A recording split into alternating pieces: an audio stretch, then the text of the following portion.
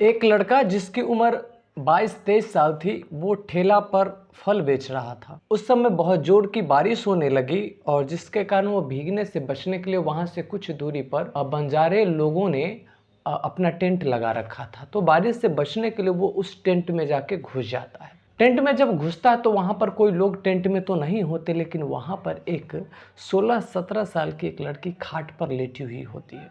जो ही वो लड़की इस लड़के को देखती है वो तो थोड़ा सा घबरा जाती है। अब लड़का उस तिरपाल में होता है, लड़की खाट पे लेटी हुई होती है। लड़के को देखकर वो लड़की बैठ जाती है। वो जो टेंट था वो तिरपाल का था, तो बारिश की बूंदें जब तिरपाल पे पड़ती थी तो टिप टिप की बहुत जोर की आवाज़ आती थी। अब जिसके कारण वो लड़की अगर चिल्लाती भी तो कोई लोग उसकी आवाज़ को नहीं सुन सकते थे।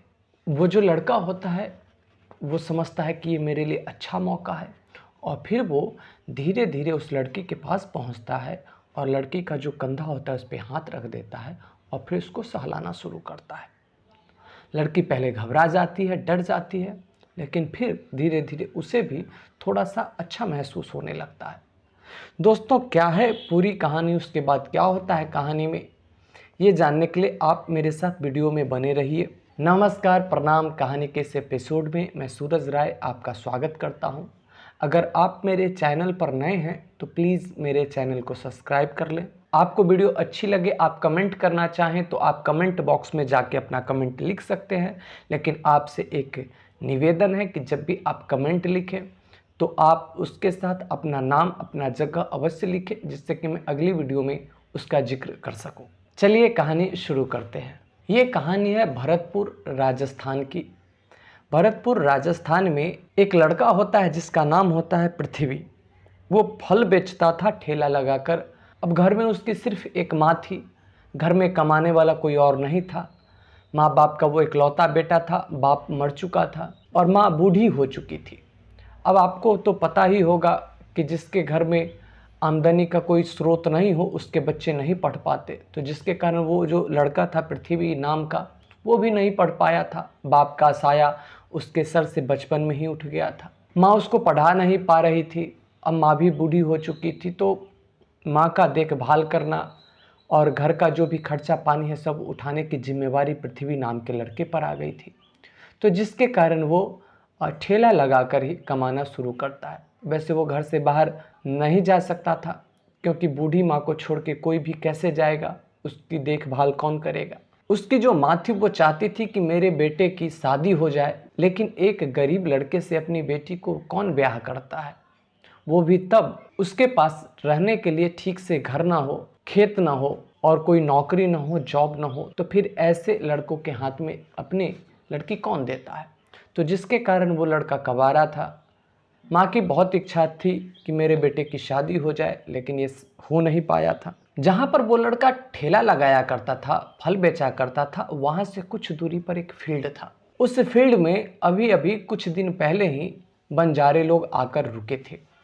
बंजारा वैसे लोगों को कहते हैं, आप लोग भी जानते होंगे कि कुछ लोग घुमंतू भोटिया होते हैं। जैसे आपके गांव में, आपके शहर में, आपके कस्बे में बहुत सारे ऐसे समुदाय होते हैं जो कहीं पर अगर खाली जगह है तो वो लोग 10, 20, 50, 100 के संख्या में आएंगे। वो अपने साथ ही अपना तिरपाल, अपना बांस डंडा लेकर आते हैं और एक टेम्परोरी टेंट लगाते हैं, उसी में रुकते हैं। और उनका काम होता है कि अगल बगल में घूमकर खाना मांग कर खाना, जानवर को मार के खाना, पक्षी वगैरह को मार के खाना।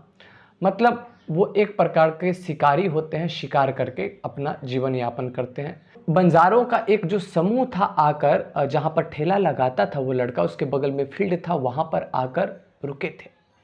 अब उन बंजारों का काम ये था कि दिन में पूरे वो बच्चे समेत सारे लोग निकल जाते थे शिकार पर। अब अगर रास्ते में कहीं पर चिड़िया मिल गई तो चिड़िया को मार देते थे गुलेल से। अगर कोई जानवर मिल गया उसको मार देते थे और वहाँ से कहीं से भिक्षा मांग लेते थे। और इस तरीके से करके फिर वो कहीं पर जो सूखी लकड़ी होती थी उसको तोड़ लेते थे और इस तरीके से आकर फिर शाम में जहाँ पर उन्होंने अपना टेंट लगाया था वहाँ आते थे, खाना बनाते थे, खाते थे और इस तरीके से रहते थे बंजारे लोग वहाँ पर। ये जो पृथ्वी नाम का लड़का था चूंकि बगल में वो फील्ड था तो कोई भी जो बंजारा आता जाता था तो इसके सामने से ही जाता। तो उसी बंजारे में एक लड़की थी जो देखने में बहुत ही सुंदर थी। अच्छा, बंजारे लोग के बारे में आपको एक बात बता दूं कि वो अपनी लड़कियों को बड़े सजा कर रखते हैं। उनके जो बाल होंगे उनमें अलग अलग प्रकार के फूल लगे हुए होते हैं, अलग अलग प्रकार के रंगीन चीज़ें लगा के रखते हैं, रिबन लगा के रखते हैं। वो जो एक लड़की थी जब जाती थी तो इस पृथ्वी नाम के लड़के को बड़ा पसंद आती थी, बड़ी सुंदर लगती थी। किसी न किसी बहाने उसको देखने की कोशिश करता और देखता भी रहता। बंजारे की लड़की थी जो 15-16 साल की थी, वो भी समझती थी कि ये जो लड़का है मुझे बार बार देखने की कोशिश कर रहा है।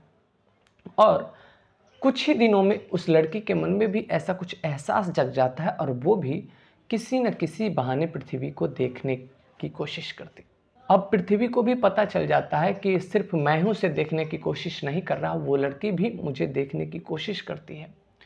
वो क्या करता है कि किसी न किसी बहाने जब भी कोई लड़का जो बंजारे का छोटा छोटा बच्चा होता उसके पास अगर आता तो वो उसको अपने ठेले से उठा के एक फल दे देता और इशारे से उसको समझाता और लड़की वहाँ पे खड़ी होती और इशारे से कहता दे आने को। वैसे भाषा तो ये सारे लोग समझते नहीं थे एक दूसरे की भाषा, मतलब बंजारे की भाषा न तो पृथ्वी समझता था, पृथ्वी की भाषा न तो बंजारे लोग समझते थे, लेकिन इशारों में जो बातें होती थी उसे वो जो छोटे बच्चे थे समझ जाते थे। तो ये फल देता और वो जो छोटा छोटा बच्चा था जाके उस लड़की को फल दे देता। अब इस तरीके से दोनों के बीच में जो लगाव था और बढ़ता गया, जो प्रेम था वो धीरे धीरे और बढ़ता चला गया।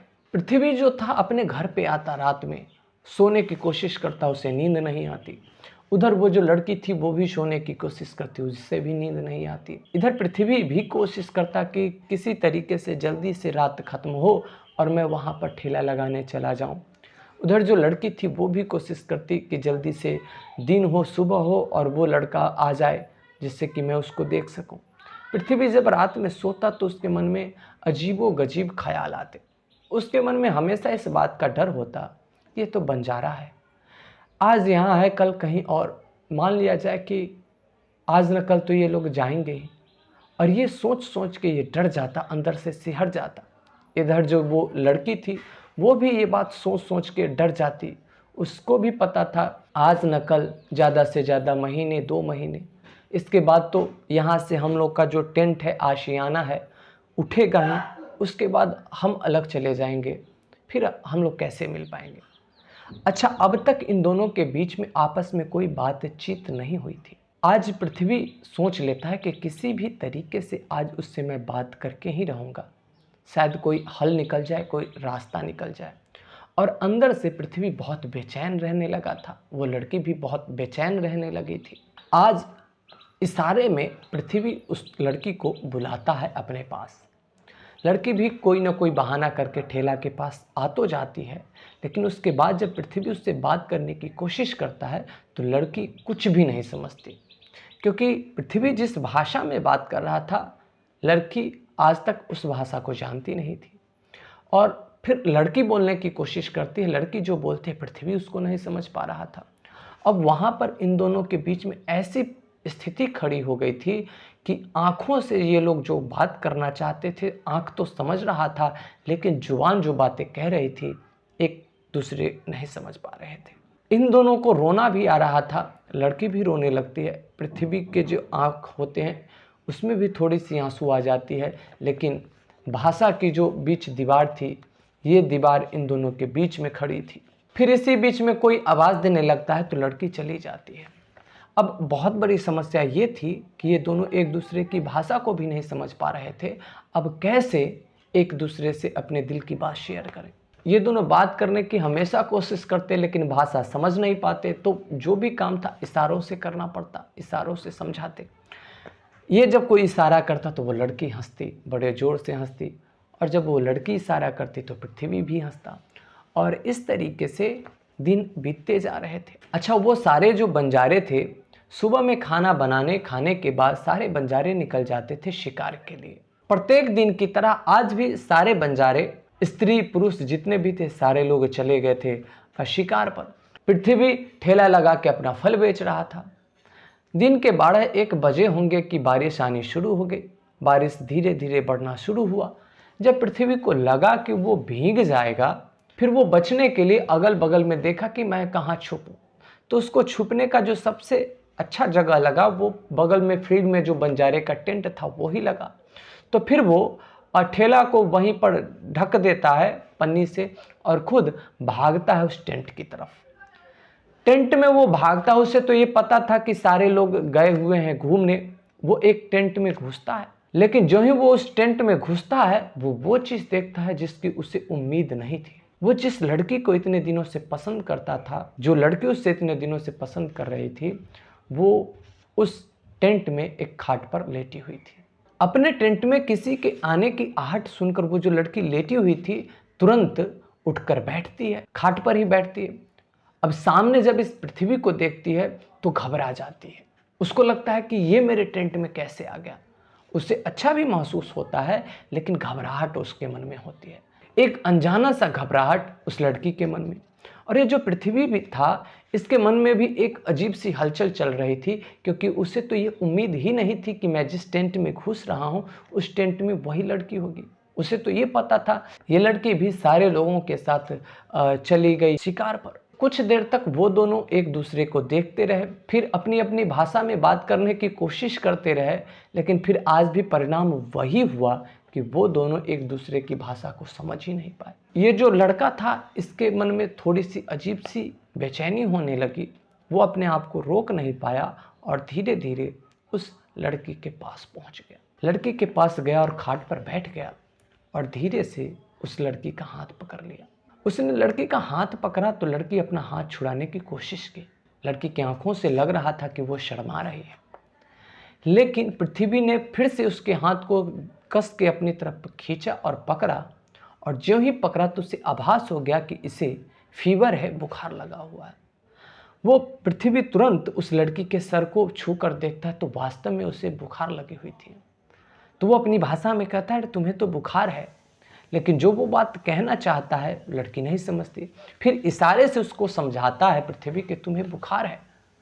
लड़की सर हिलाती है कि हाँ बुखार है। पृथ्वी उस बारिश में भीगता हुआ वहाँ से कुछ दूरी पर एक मेडिकल शॉप था, वहाँ से बुखार की एक गोली लाता है भीगते हुए और लाकर उस लड़की को देता है। लड़की खाती है और आधे घंटे के अंदर वो जो लड़की होती है उसका बुखार उतर जाता है। उस समय लड़की अंदर से अच्छा महसूस करने लगती है और अब तक पृथ्वी उसके पास ही बैठा हुआ था।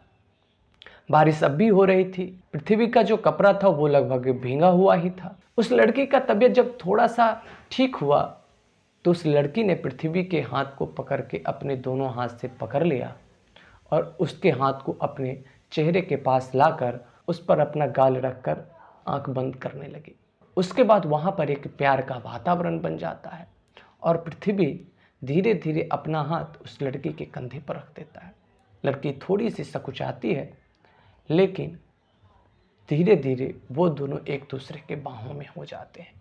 और फिर उन दोनों के बीच भले ही भाषा की दीवार थी, लेकिन उसके बाद कोई और दीवार नहीं बसती। वो दोनों प्रेमी और प्रेमिका के बंधन में बंध जाते हैं। पृथ्वी नाम के लड़के और उस बंजारे लड़की के बीच में किसी भी प्रकार की उस समय दूरी नहीं बसती। वो दोनों एक दूसरे से प्रेम के बंधन में, शरीर के बंधन में बंध जाते हैं। दोनों अपने आप को रोक नहीं पाते, लेकिन ज्यों ही वो शारीरिक संबंध की क्रिया समाप्त होती है वो लड़की रोना शुरू करती है। जब वो रोना शुरू करती है तो पृथ्वी जो होता है उसे दिलासा देता है और इशारे में उसको बताता है कि मैं तुमसे शादी करूँगा।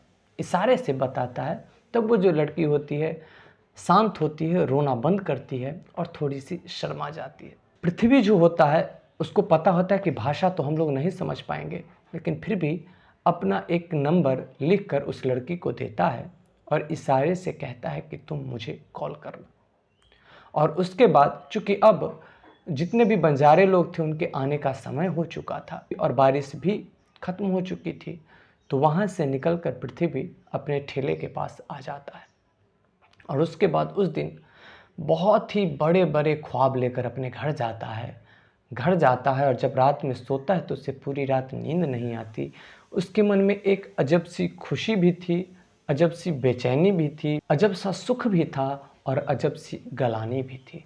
और यही हाल इधर उस बंजारन लड़की के साथ भी थी। आज पूरी रात वो जो पृथ्वी नाम का लड़का होता है सो नहीं पाता है और सुबह में 4 बजे ही जग जाता है। इससे पहले तो वो प्रत्येक दिन 6 बजे पहुंचता था, लेकिन आज पता नहीं उसको क्या हुआ, 4 बजे ही वो वहाँ से निकलता है, क्योंकि आज उसके अंदर बहुत बेचैनी थी उस बंजारन को देखने की। उसकी जो बूढ़ी माँ थी वो भी समझ नहीं पा रही थी कि ये तो प्रत्येक दिन 6 बजे निकलता था, अब 4 बजे क्यों जा रहा है। लेकिन फिर भी वो नहीं रोकती। उसको लगता है कि आज ऐसा कोई पर्व त्योहार होगा जिससे कि सुबह में ही फल की बिक्री ज़्यादा होगी। सुबह में ही वो लड़का अपना ठेला लेके पहुंच जाता है उस जगह पे जहाँ पर वो प्रत्येक दिन लगाया करता था। लेकिन जो ही वो वहाँ पहुँचता है तो उसको एक बहुत ही बड़ा झटका लगता है, क्योंकि वो वहाँ पर देखता है कि जितने भी बंजारे लोग थे वहाँ से जाने की तैयारी कर रहे थे। जितने भी टेंट फेंट थे सारे टेंट खोल लिए गए थे और सब अपने साइकिल पे जिसके पास जो साधन था उस पे बांध के जा रहे थे।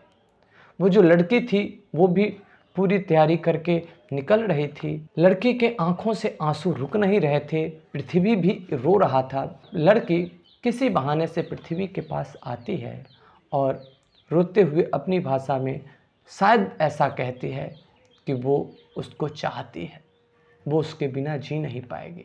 पृथ्वी भी अपनी भाषा में उसको कहता है, लेकिन वो लड़की समझ नहीं पाती, लेकिन एहसास तो उसे होता ही है। उसके बाद जाने का समय हो जाता है। लड़की अपने पूरे झुंड के साथ चली जाती है, जाती रहती है, लेकिन पीछे मुड़ मुड़ कर देखती रहती है पृथ्वी को, और पृथ्वी भी अपने आँखों में आंसू लिए उस लड़की को निहारता रहता है। दोस्तों, क्या होता है उसके बाद इस कहानी में, इसके लिए आपको हमारी इस कहानी का दूसरा पार्ट सुनना पड़ेगा। और अगर आप दूसरा पार्ट सुनना चाहते हैं तो इसके लिए ज़रूरी है कि हमारी अगली कहानी का नोटिफिकेशन आपके पास पहुंचे, और ऐसा तब बहुत आसानी से हो जाएगा जब आप मेरे इस चैनल को सब्सक्राइब कर लेंगे। तब तक के लिए मैं आपसे विदा लेता हूं। आपने मेरी वीडियो को अंत तक देखा, इसके लिए आपका शुक्रिया।